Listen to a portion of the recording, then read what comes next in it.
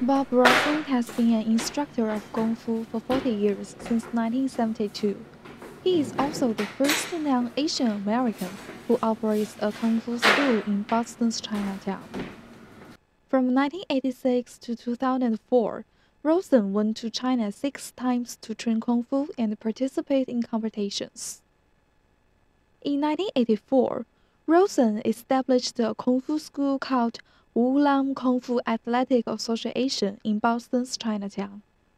Although he was recognized for his personal achievements, it was not easy to be accepted as a chief instructor at the school in this community. There were lots of challenges, here in Chinatown, and also not being Asian, that was the main one. Getting recognized for my abilities as a Kung Fu master. Not only that, but Grandmaster Chan left quite an impression here in Boston, where that's who everybody respected, and so on. So, with his blessings, he introduced me to the community. But once I established the school, I had to prove myself to the Chinatown community that I was a worthy practitioner and Sifu. Can you give us an example, like how did you prove yourself at that time? Well, it's mainly trying to become part of the community. When there were martial art events or Chinese New Year lion dancing, we had to establish teams to come out and participate. During the summer, there's a lot of Chinatown events, like the Spring Festival, August Moon Festival, and I had to bring out myself and a team of practitioners year after year to participate.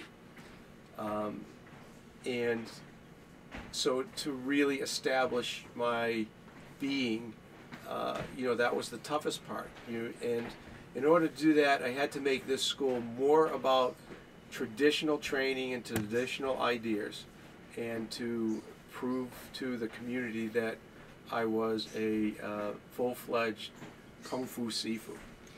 And like most Americans who learn Kung Fu just for fun or for self-defense, Rosen took this quite seriously.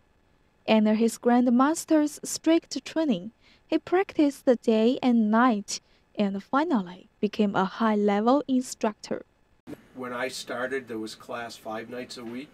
When you began, you had to go every night, and the challenge was trying to be there for every class from start to finish, to get in shape, to understand the principles, and then once you got through the basic training, then you could balance it out to your availability.